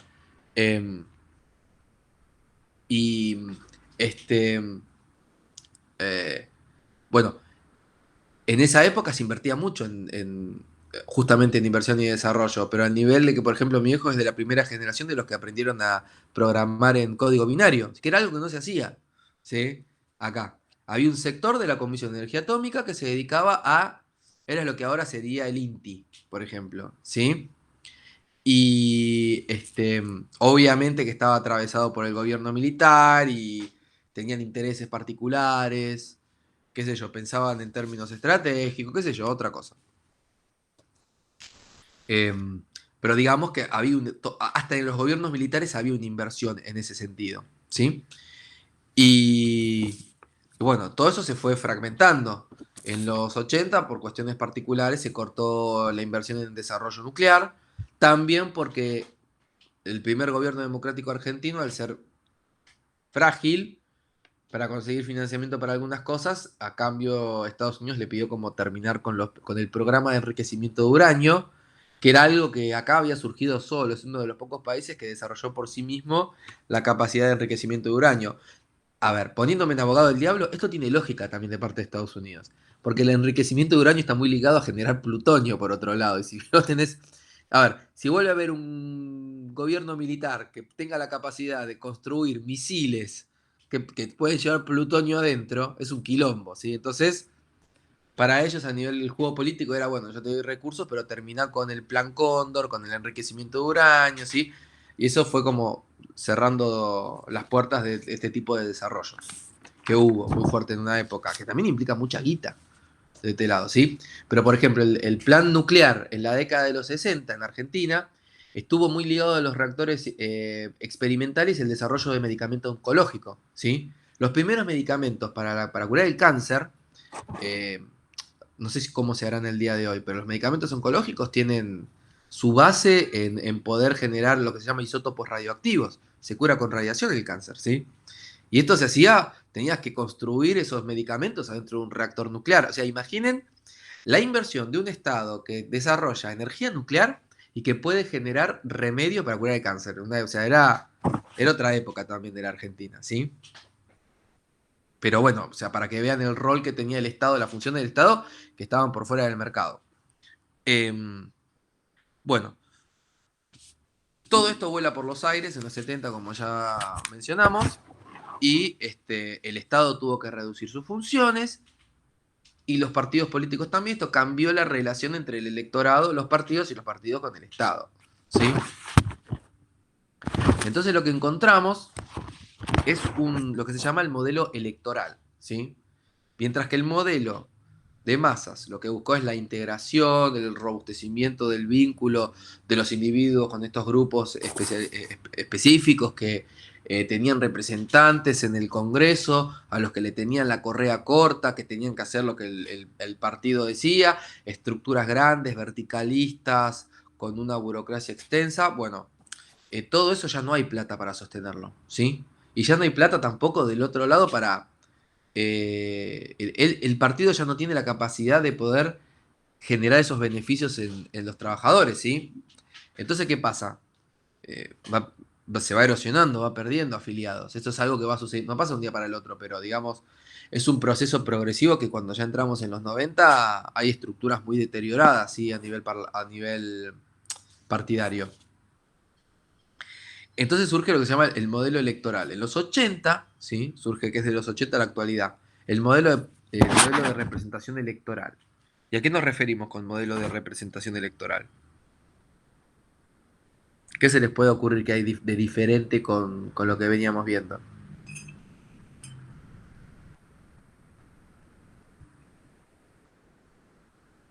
Algo, alguien que diga algo, si no siento estoy hablando solo y ya no puedo hablar más. Y al régimen representativo. No, está bien, o sea, en cuanto a la representación de parte institucional, tampoco es que cambia tanto en la primera etapa, pero digamos, Eh, estos partidos, para empezar, tienen funciones más limitadas. La estructura de los partidos es más chico. Si los partidos de la etapa de masas habían sido grandes y verticalistas, estos partidos reducen mucho su estructura, ¿sí? Y también limitan, o sea, son más limitados en cuanto a su estructura partidaria y son menos representativos, ¿sí? Ya no representan de manera tan directa los intereses de un grupo tan específico, ¿sí? Y este es un periodo en el cual suceden dos fenómenos que son muy importantes para entender cómo funcionan los partidos de masas, ¿sí? O la representación de los modelos de partidos de masas. Uno tiene que ver con la diferenciación social, o sea, el electorado se vuelve todavía más heterogéneo que antes, ¿sí? Y más fragmentado. Mientras que en la etapa del modelo de masa vos tenías una sociedad heterogénea, también habíamos hablado de que existían grupos específicos muy determinados, ¿sí? El partido católico representaba el interés de los católicos, el partido de los trabajadores, qué sé yo, cuando uno ve estas estructuras en Inglaterra, el partido laborista, que sería el partido de los trabajadores, ¿sí? Labour, eh, los Tories, qué sé yo, son partidos que tienen identidades muy marcadas, ¿sí? Los partidos que van surgiendo, o por lo menos la manera en la que se van representando a partir de la década del 80, hace que los grupos sean más difusos, porque se va como fragmentando estas unidades que había dentro de la sociedad, ¿sí? Están como más atomizados en los individuos. Ya no existe en esta cohesión de grupo y representación de masas, ¿sí?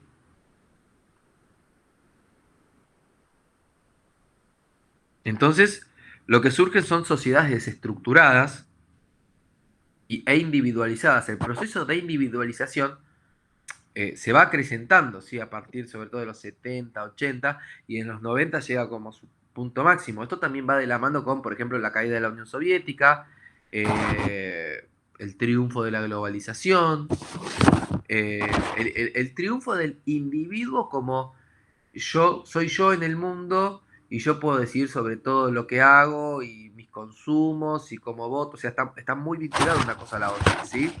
Pero al mismo tiempo esto tiene que ver con desagregar a como con que sea el individuo como una unidad mínima, ¿sí? ¿Se entiende esto o parece que estoy delirando? Más o menos. No, no, no, yo la verdad no me queda claro.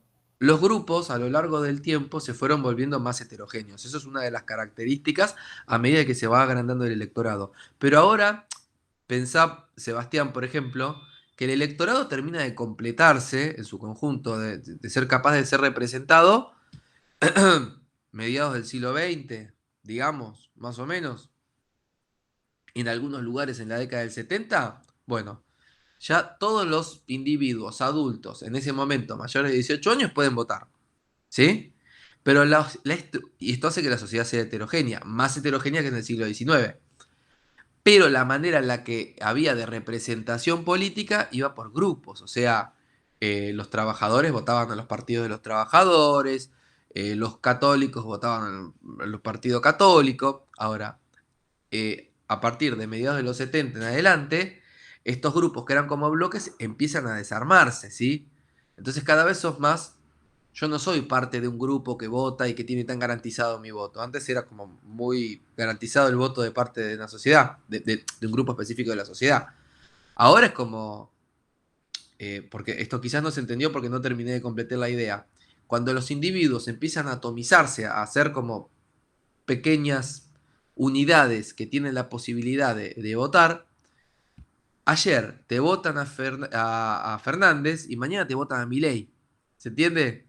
Entonces vos tenés un electorado que es mucho más volátil, porque no existe una articulación tan sólida entre los individuos y los grupos y la representación.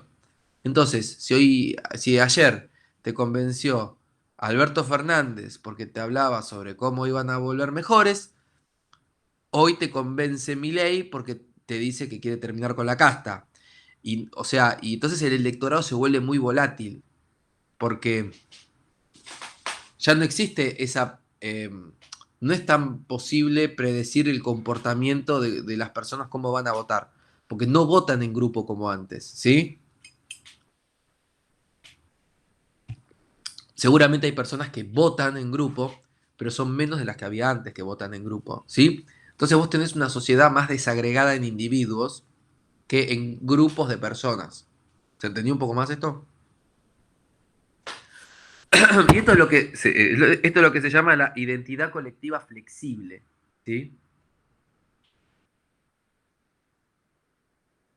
Es una sociedad más desestructurada e individualizada.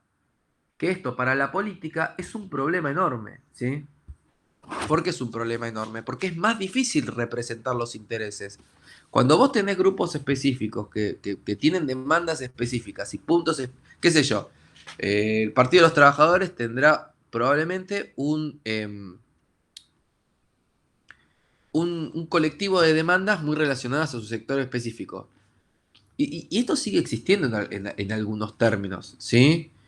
Qué sé yo, las organizaciones, aunque las organizaciones sociales en su conjunto también son bastante heterogéneas.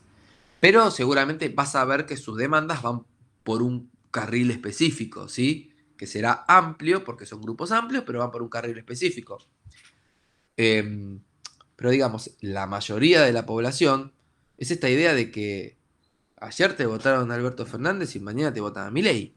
Que son, o te pueden votar hasta la lógica de te votan a Grabois y quizás después se hinchan las pelotas y Milei no funciona y te votan a Grabois, ¿sí? Entonces van como un ping-pong dando vueltas porque esto es muy volátil el electorado. Se hinchan las pelotas muy fácil y cambia muy fácil de parecer. Antes, fíjate que está esta estructura de no, yo soy del partido yo soy radical porque mi abuelo era radical y a mí me hicieron y fui desde muy chiquito a los mitines del partido. O sea, hay como era como otra estructura, ¿sí? Que a veces uno la sigue escuchando hoy en día, pero suena muy anacrónico esto. No sé, quizás estoy ofendiendo a alguien con lo que digo, pero espero que no, porque lo que digo no tiene ninguna carga Somos todos muy valorativa. jóvenes aparte. ¿Eh? Somos todos muy jóvenes. Claro, bueno, eso también va de la mano con lo que digo, pero bueno, uno siempre puede encontrar, pero lo que digo no va, o sea, no tiene una carga valorativa lo que digo, sino trato de ser meramente descriptivo, ¿sí? Pero digo, esto es muy difícil encasillar al electorado por parte de la política, ¿sí? Porque ahora vamos a la segunda parte esta de característica de representación política. Primero venimos con el tipo de sociedades que va a encontrar, que es una de voluntades muy variadas, lo que se llama identidades colectivas flexibles, ¿sí? Humores muy cambiantes. Es muy difícil encontrar en su conjunto. Hoy en día en la sociedad argentina sí podemos encontrar como un, no sé, fácil 10 puntos que vos sabés, que es inseguridad, inflación, empleo, ciertas cosas que son específicas de las necesidades argentinas en su conjunto. Pero digamos que es muy difícil enfocarlo eso, porque no es un grupo, ¿sí? Es muy difícil también generar políticas públicas, ¿sí? En cuanto a la sociedad en su conjunto, porque ya no hay una articulación tan predecible como existía en la época de la sociedad del modelo de masas, ¿sí? Entonces, lo que sí existe es un orden social fracturado, de difícil representación, y por eso cambian tanto los humores de las sociedades, ¿sí? No pasa solamente acá, pasa lo mismo en Estados Unidos, porque ¿qué pasa que un día de golpe te votan a Trump? ¿Sí? Es un quilombo. Es muy difícil para la política, para la clase política poder interpretar las demandas de la sociedad por la manera en la que se articula la representación, ¿sí? Es esto, un orden social fracturado, es cambiante, es heterogéneo y es complejo, porque se va volviendo cada vez más complejo mientras más heterogéneo es, ¿sí? Algunas características que dejamos de lado, que no sé si lo dije o sí, pero uno ya lo estuvimos hablando, ¿sí? De los dos fenómenos que surgen en esta etapa. Uno es la diferenciación social, es esta idea de que se vuelve cada vez más heterogéneo, fenómeno. Y otro que es un actor nuevo que aparece, que en realidad para mí no es nuevo, pero que adquiere un rol central en esta etapa, que tiene que ver con los medios con los medios de comunicación masivos, ¿sí? Y a mí en esta etapa me gusta siempre recordar lo que es, lo que fue la elección de Kennedy como presidente, ¿sí? Que las primeras campañas se hicieron radiales. Cuando hablamos de medios de comunicación masivo, en este caso vamos a hablar de la televisión, ¿sí? ¿Por qué? Vengo al caso. Todavía estábamos en los modelos de masas cuando fue la elección de Kennedy en los 60, pero Kennedy se enfrentó uy, ahora se me fue de la cabeza, no importa. Su contrincante que después fue presidente, ¿sí? El del caso Watergate. Y realmente la diferencia física es Nixon. cuando... ¿Cómo? Nixon. Nixon, exactamente, se me había ido de la cabeza, Nixon. Eh, Mientras los debates fueron radiales, fueron por radio, iba ganando Nixon, porque Nixon tenía una voz como más profunda, de persona mayor, como de más aplomo. Ahora, cuando los debates pasaron a ser televisados, que fueron los primeros debates televisados, se dio vuelta una tortilla, porque vos veías un tipo fachero, bien parado, joven, mientras que Nixon veía que transpiraba mucho y hacía así con las manos, o sea, se veía como un viejo sospechoso, ¿sí? En su momento, está muy bien presentado como en Los Simpsons. De hecho, hasta para mí el señor Burns tiene mucho del personaje de Nixon, ¿sí? Pero bueno, o sea, ese es uno de los casos donde realmente los medios masivos de comunicación tuvieron un rol fundamental en el resultado político, ¿sí? ¿Por qué se trae esto a colación en este modelo de partidos? Porque seguramente habrán escuchado el término coach ontológico. ¿Lo escucharon alguna vez? O sea, los políticos son coacheados. ¿Por qué? Porque tuvieron que adaptar su imagen y su discurso a los medios de comunicación. Y hoy en día vos encontrás que los políticos están muy como troquelados, ¿viste? Hola, ¿viste? Te hablan, tienen todos movimientos muy específicos y y un tono de voz muy... tienen una cadencia particular y tienen una oratoria muy particular, ¿se entiende? Y eso tiene que ver mucho con adaptar el discurso a los medios de comunicación, adaptar la imagen a los medios de comunicación. Y hasta aquellos que hacen lo contrario también lo hacen porque rompen con eso, ¿sí? Si yo estoy despeinado, si estoy con la camisa abierta, bueno, la forma en la que yo me he visto frente a los medios de comunicación también dice algo de mí, ¿sí? Si uno ve un sindicalista no suele ir de traje, en general. Encontramos algunos que representan que sí, Facundo Moyano va de traje, me parece, ¿no? Era Facundo que va de traje, pero digamos, Hugo Moyano va en camisa. Eh, Eso también habla, ¿sí? Esas cosas dicen algo. Bueno, entonces encontramos esto. Encontramos un electorado que es flotante. Este, ¿Por qué digo el electorado flotante? Por esto, porque te puede ir cambiando. Entonces, el político tiene que, a través de los medios masivos de comunicación, captar electorado. De hecho, hay un tipo de estos partidos también se le llama catch-all, catch-all. Se le dice, son modelos que lo que buscan es captar votos, ¿sí? Después vemos qué hacemos.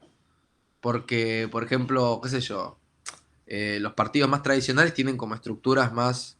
eh, si fallé o no a los principios de mi partido, pero digamos, otro tipo de partidos más modernos no tienen este tipo de estructuras tan rigurosas, ¿sí? Sino que lo importante en primer lugar es convencer al electorado de que nosotros vamos a hacer algo por ellos. Pero es mucho más difícil y para eso también tengo que adaptar mi imagen a los medios masivos de comunicación, tengo que establecerme de una manera específica. Fíjense, por ejemplo, hasta esto que les había dicho de las camisas y las remeras, por ejemplo, dentro del PRO. Macri es ir de camisa sin corbata, ¿sí? Pero fíjense que Larreta es ir de remera, no va de camisa, suele ir de remera. Esto es un mensaje también, ¿sí? Esto es un mensaje político que se da a través de los medios masivos de comunicación. Si uno ve con los que hacen las lecturas políticas un grupo de representantes de Cambiemos, ¿sí? O del PRO, y uno ve gente con remera y gente con camisa, probablemente haya algo de eso que uno tiene que ir decodificando de quién pertenece a qué grupo, ¿sí? Esas son lecturas políticas que se hacen de los grupos. De nuevo, sin hacer juicio de valor específico sobre las personas, sobre los candidatos. Simplemente es que la comunicación política se fue adaptando a los medios de comunicación masivos, ¿sí? O cuando se hacen esas... vieron que se utiliza mucho coach ontológico para que lea cuando los políticos hacen los discursos, ¿sí? Y dónde puso las manos, si cruzó los brazos, si juntó los brazos en la entrepierna, que quiere decir que está en un signo de defensivo, si cómo se mueve, si habla enfáticamente, o si... O la manera, por ejemplo, Cristina hablando ¿de qué me hablas, loco? Yo no te tengo miedo, o sea, como de una manera mucho más de barrio. Eso tiene una razón de ser, ¿sí?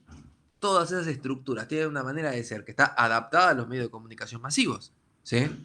Mismo Perón, las manos de Perón, ¿sí? O sea, la manera en la que tenía... Bueno, eso también tiene que ver con otra época también, pero lo gestual es muy importante en la política, ¿sí? Y estos partidos que se volvieron profesionales en captar votos, ¿sí? Estoy divagando porque siento que estoy hablando solo mucho, pero quiero que se entienda a lo que me refiero, por eso pongo tantos ejemplos. ¿Se entiende? Quizás Sí, sí, ustedes sí, son, se entienden perfecto. quizás ustedes son muy jóvenes, pero por ejemplo, en la elección del 2015 estaba muy de...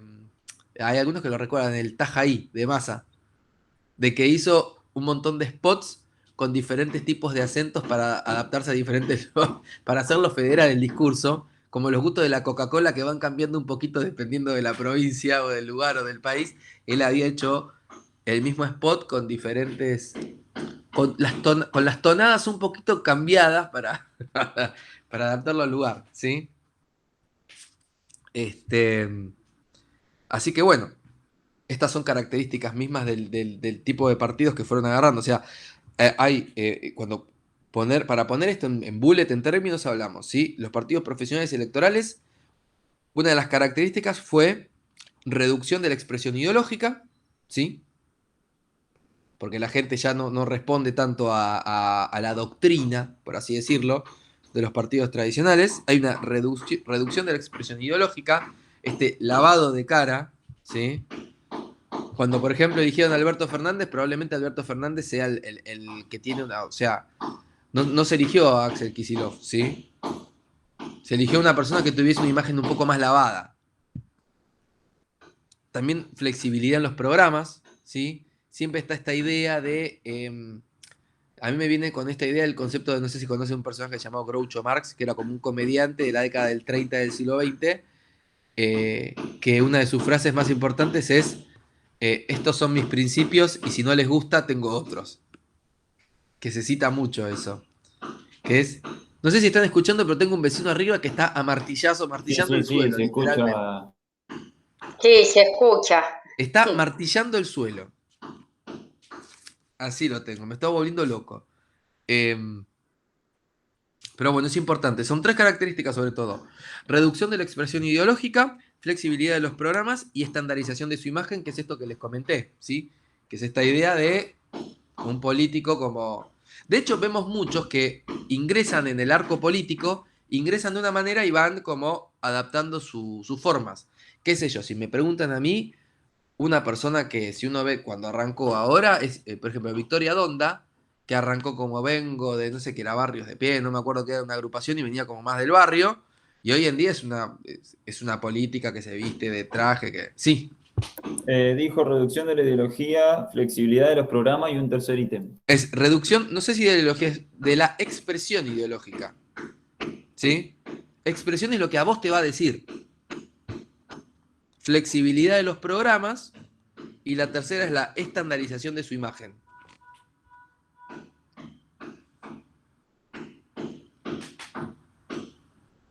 Y por el otro lado, o sea, esto está vinculado a que no pueden tampoco pretender mucho del electorado, ¿sí? O sea, del otro lado, que haya... que no, las personas ya no van a participar tanto, ya no hay mucho que dar para el otro lado. ¿Sí? Esto es lo que se llama también la crisis de representación. Las personas ya no creen en los políticos tanto, ¿sí? Y los políticos tienen que buscar maneras novedosas de llamar la atención del electorado, ¿sí? Las decisiones están en el vértice, que es esta idea de yo me paro acá y puedo ir para acá, un poquito para allá, dependiendo de los humores de la gente, ¿sí?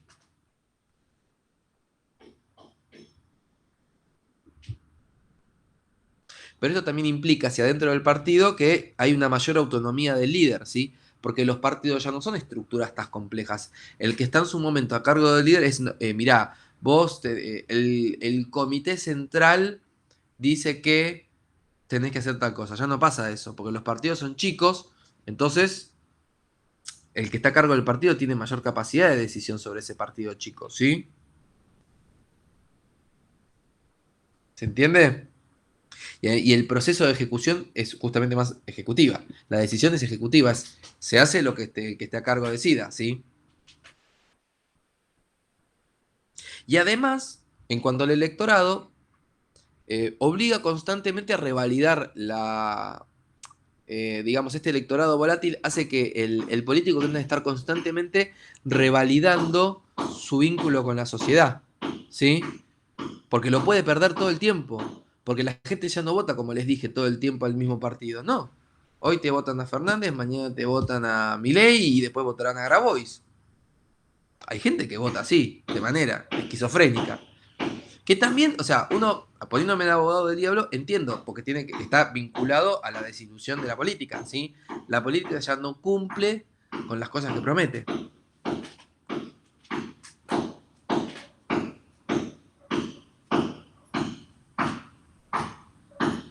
Profe, entonces, digamos, como una conclusión general también, o sea, todos estos modelos de Estado eh, fueron cambiando y fueron variando, digamos, en función de conservar el poder, digamos, también. E En igual, sí, función o sea, de que el electorado lo siga eligiendo, digamos. claro, en el texto se refiere a bueno, Cherensky, que es un pensador que habla de la política o la noción de popularidad, ¿sí? Y los políticos se fueron volviendo más, o sea, en pos de obtener esto, se fueron volviendo más carismáticos, simpáticos, ¿sí? Fueron como eh, adquiriendo estas características, ¿sí? Que no Pero eso apelan en a la... este estado último particular, Sí, ¿no? Claro, pero desde el principio, desde el parlamentario, digamos, es como que a lo que voy es que es el pueblo, ¿no? El que marca la necesidad del desarrollo de un nuevo modelo de Estado. y sí, o sea, si vos no haces el cambio, o sea, si el Estado no hace el cambio, lo va a hacer la sociedad. Y la sociedad se va a convertir, una vez que accede, pensá que dura casi, Sebastián, 100 años este primer modelo de representación política, ¿sí? No 100, pero de la de 30 hasta, sí, hasta el 1910, que son 80 años, eh, que lo que hace es tratar de conservar el status quo, ¿sí? Pero una vez que se rompe esa barrera, es muy difícil contener los humores de la sociedad dentro de una estructura, ¿sí? Y después lo que pasa es que los fenómenos que van sucediendo socioeconómicos van determinando, los partidos se tienen que ir adaptando, ¿sí? A esos cambios. Y esto pasa, o sea, después lo vamos a ver bien como los modelos. No hay que confundir los modelos de representación política con los modelos de partidos. O sea, están vinculados, lo que hoy en día vimos son los modelos de representación política, porque vimos algo más allá fuera de los partidos. O sea, cuando hablamos de un electorado heterogéneo, cuando hablamos de esto de una sociedad colectiva, de una identidad colectiva flexible, cuando hablamos de este concepto de buscar popularidad, hablamos de los modelos de representación, pero sí también estuvimos hablando de los modelos de partido, cuando hablamos de estructuras chicas que buscan captar el voto de la gente, características de reducción de la expresión de la ideología, la flexibilidad de los programas, la estandarización de la imagen. Estamos hablando, esas tres características tienen un poco que ver con los modelos de representación política, pero están vinculados a los partidos, ¿sí? Porque las personas que hacen todo esto están adentro de los partidos. Esto, recuerden, es el modelo profesional electoral, ¿sí? Bueno, me quedan, no sé, menos de 10 minutos para que cierre la reunión. ¿Se entendió esta parte? Eh, a ver si me queda algo más. Bueno, es muy importante esta idea de tener sociedades más heterogéneas. Es más difícil esto para la política. Cada vez se vuelve más difícil. Y además, o sea, un comportamiento nuevo es que tenemos que además se vuelven explosivas las sociedades en sus demandas, ¿sí? Eventualmente. Esto lo digo por fuera del texto, pero para leer la realidad. A ver si me quedó algo. El votante, bueno, está esta idea de que no respeta un orden, ¿sí? El votante ya no le hace mucho caso a lo que dice el político.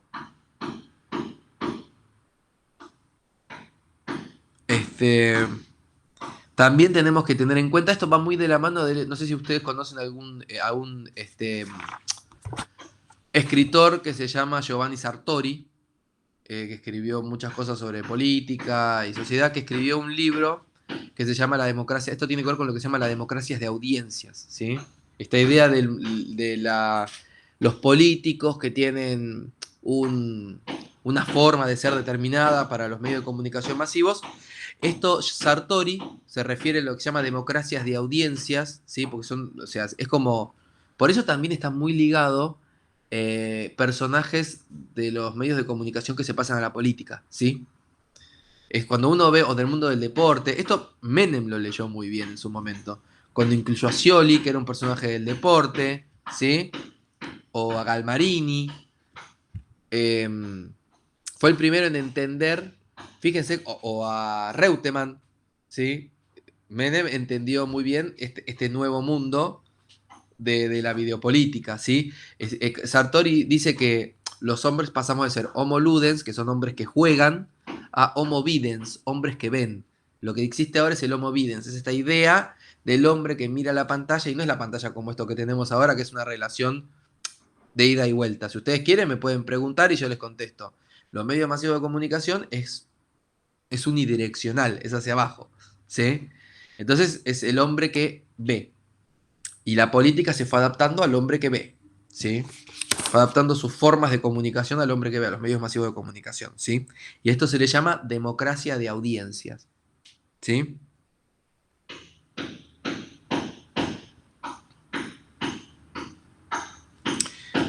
Es una idea así, y bueno, esto eventualmente también genera apatía, ¿sí? Porque digamos que hoy en día los partidos van más que nada, orientan todos sus cañones a conseguir votantes. Ahora, ¿cómo van a hacer las cosas que prometen después? Es muy difícil.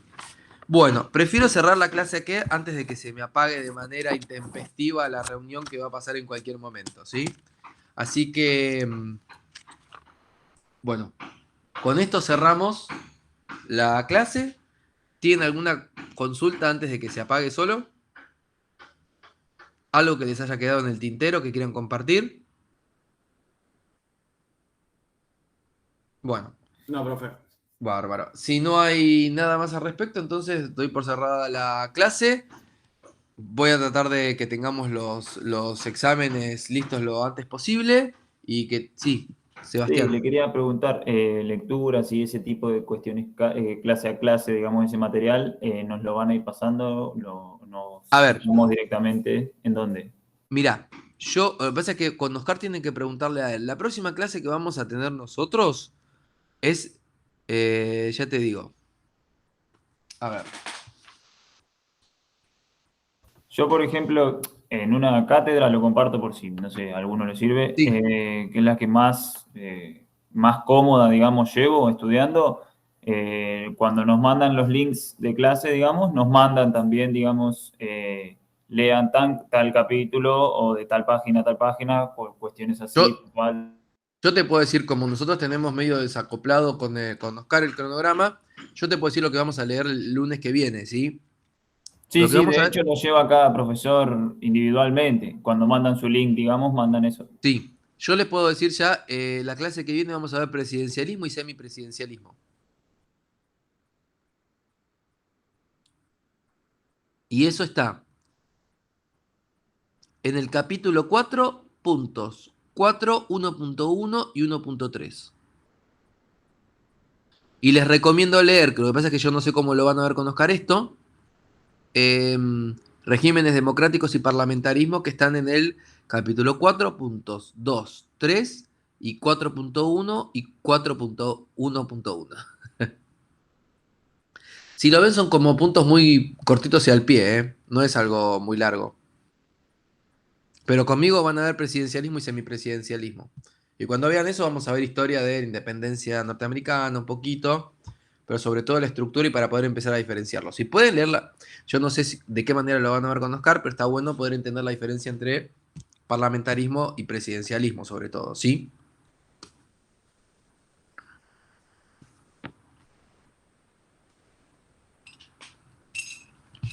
Yo no sé si Oscar tuvo la oportunidad de dar la clase el jueves previo al examen.